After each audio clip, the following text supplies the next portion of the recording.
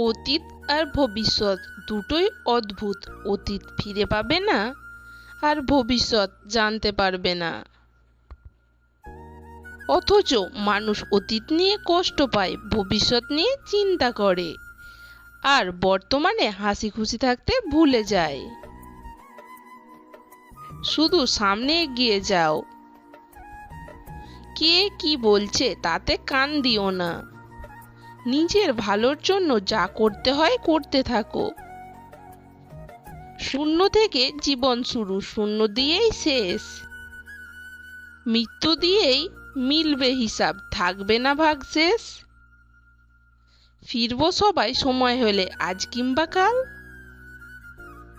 শরীরটা নয়, কর্মগুলোই বাঁচবে হাজার সাল। জীবনে পিছিয়ে পড়া বলে কিছুই নেই। মনে রাখবেন, টিকিটের লাইনের শেষ ব্যক্তিটাও একসময় কাউন্টারের সামনে পৌঁছে যায়।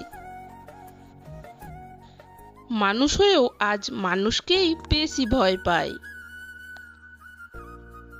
কারণ মানুষ হলো বহুমুখী প্রাণী।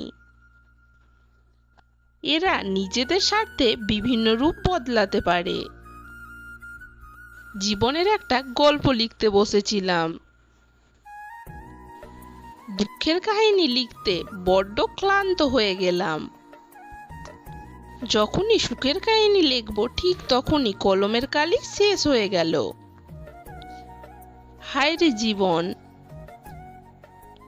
জীবনে সুখী হতে গেলে শুধু টাকা পয়সা গাড়ি বাড়ির প্রয়োজন হয় না, একজন মনের মতো জীবনসঙ্গী থাকলেই যথেষ্ট। এই পৃথিবীতে ভাইরাস ছাড়াও আরো দুটি রোগ আছে, অর্থ আর স্বার্থ। অর্থ থাকলে সবাই কাছে আসে, আর স্বার্থ ফুরালে দেখবেন পাশে আর কেউ নেই। মানুষ এখন মিথ্যাকেই বিশ্বাস করে, কারণ সত্যিটা এখন প্রমাণ করতে হয়।